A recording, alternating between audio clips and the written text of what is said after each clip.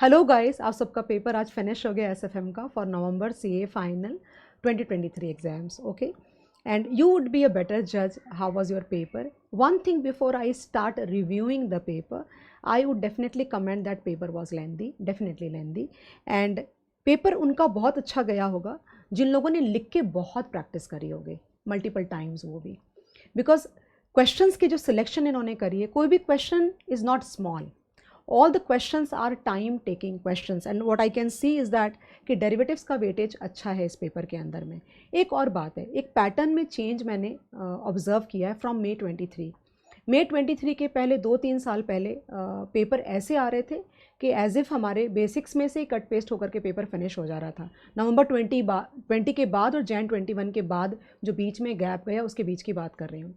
लेकिन May 23 से वापस पैटर्न में चेंज आया एंड नाउ अगर ये कोइंसिडेंट है तब तो कोई बात नहीं है, और अगर सच में सीरियस चेंज है पैटर्न में तो आई थिंक बच्चों को अब थोड़ा सा और सीरियस होना पड़ेगा इस पेपर में, और लिखने की प्रैक्टिस और ज़्यादा करनी पड़ेगी और कवरेज बहुत अच्छी लेनी पड़ेगी. तुम शॉर्टकट नहीं ले सकते बेसिकली.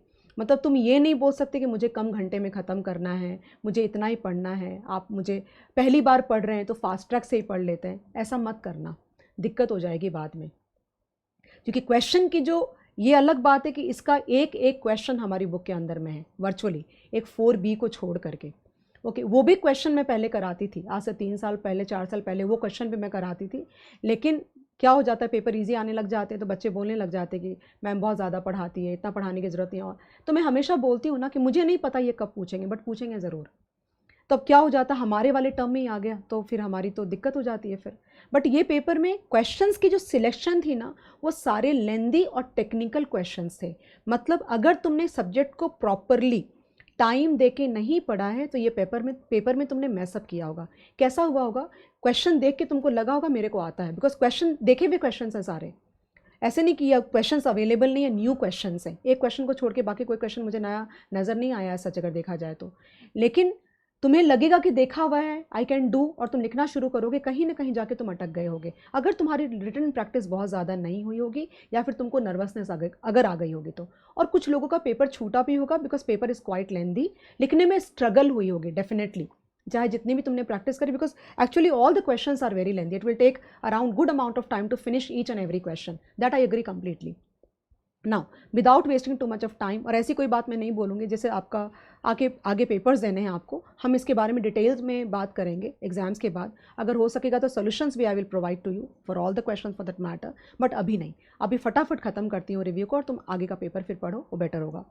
तो क्वेश्चन नंबर 1 का A और B दोनों हमारे मॉड्यूल में है, तो मैं अज्यूम करती हूँ कि तुम दोनों क्वेश्चन करे होगे आराम से, पेपर के अंदर में कोई दिक्कत नहीं हुई होगी. बिकॉज ultimately B तो बहुत ही easy है. It is just like very simple question.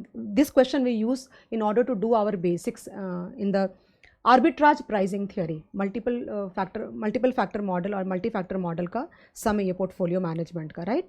मैं थियोरी के बारे में बातें नहीं कर रही ज़्यादा. उसके बाद ये जो क्वेश्चन है तुम्हारा, ये क्वेश्चन भी तुम कर सकते थे. 2 का A is a doable question, current market price, strike price, maximum price. तो बेसिकली ये दिया हुआ है, अगर काइंड बाइनॉमियल मॉडल का सम है ऑफ कोर्स, तो they have given you US, they have given you DS, they have given you the rate. एक सम है तुम्हारी बुक में सुमना करके, उसमें वो जो प्रोबेबिलिटी हम लोग कैलकुलेट करते हैं ना, R-D divide by U-D risk neutral method से, उसमें एज इट इज़ तुम ये लगा सकते हो और आंसर निकल जाएगा तुम्हारा. मैं बिल्कुल पॉइंट बाय पॉइंट डिटेल में मैंने नहीं देखा क्वेश्चन को सारा. Okay, but I think it is a doable सम.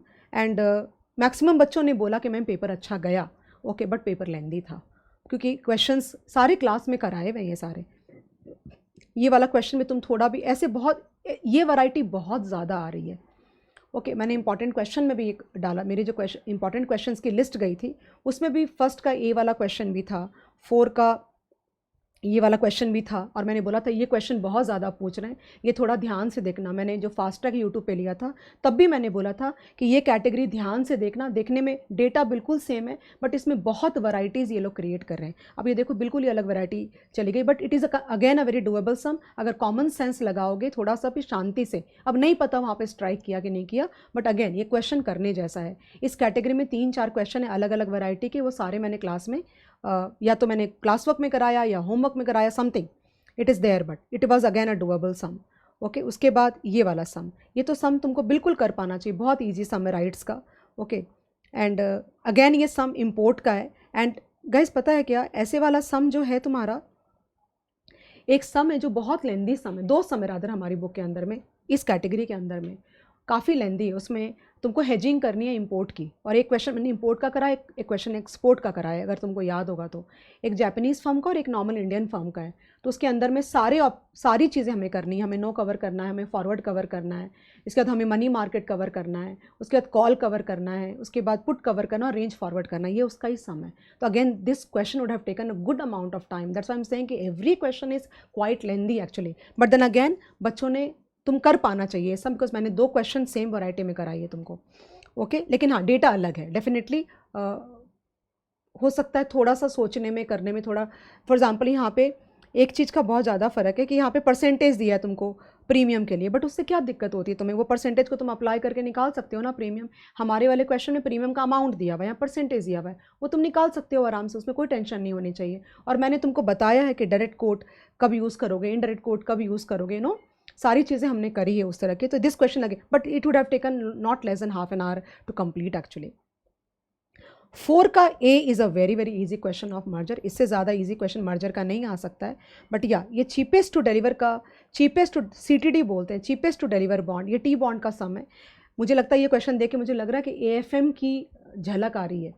जो May 24 से AFM स्टार्ट होगा उसमें डेरिवेटिव्स का पोर्शन काफ़ी ज़्यादा उन्होंने इंक्रीज़ किया है, थियोरेटिकली करा है, क्वेश्चंस नहीं दिए हैं। बट या we know that this kind of questions are can be asked in the May 24 paper very very easily, we can expect this kind. तो this looks like a wind, मतलब ऐसे झलक दिख रही है May 24 की। ओके कुछ क्वेश्चंस हैं जो जरूर करके जाना चाहिए May 24 में बच्चों को, वरना उन्होंने नहीं दिया बुक में, बिल्कुल भी एक भी क्वेश्चन ऐड नहीं किया उन्होंने कहीं भी, पूरे के पूरे करिकुलम में AFM और SFM की मॉड्यूल मैंने वर्ड बाय वर्ड कंपेयर करी, कुछ भी नया क्वेश्चन वाइज ऐड नहीं किया है। बट डेफिनेटली अगर थियोरी ऐड किया है तो we will have to manage the sums from here and there, at least lower level से तो हमें शुरू करना पड़ेगा। देन 5 का जो ए का क्वेश्चन है गाइज, दिस अगेन एक चीज़ का मुझे टेंशन यहाँ पे हो रहा है कि बिकॉज एज़ पर द फेडाई रूल ये 10 तारीख को अगर एक्सपायर कर रहा है, अगर ये 10 तारीख को एक्सपायर कर रहा है तो मेरे हिसाब से 3 दिन का ग्रेस मिलेगा, 11, 12 एंड 13।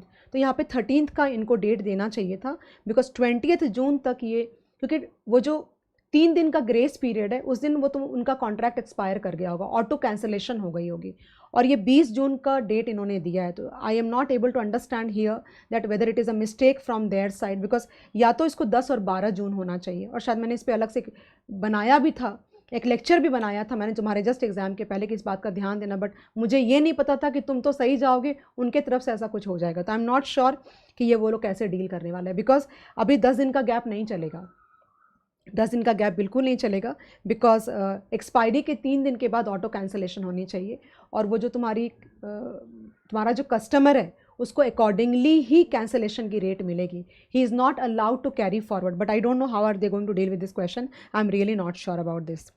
ओके वापस से ये क्वेश्चन भी हम लोगों ने I think this is a doable question, मैंने फास्ट ट्रैक में भी क्वेश्चन कराया था, इन माई इक्विटी का जो हुआ था उसके अंदर कराया था। एंड देन आई थिंक अगर 6 में भी this question is kind of quite, ये सबसे आसान क्वेश्चन है, ऑरेंज एप्पल ग्रेप वाला सम है, it's again very easy. I am very proud of this question actually, very proud, because मैंने हमारे जो बच्चे हैं स्वॉप का एक पोर्शन मैं क्लास में कराती हूँ, स्वॉप का एक पोर्शन कराती हूँ क्लास के अंदर में, स्वॉप के कुछ सम्स कराती हूँ जो इंस्टीट्यूट ने उस तरह के सम्स कभी नहीं पूछे हैं ज़्यादा, एक बेसिक सम है, बट मैं क्लास में 3-4 क्वेश्चन एक्स्ट्रा लेवल पे जाके कराती हूँ।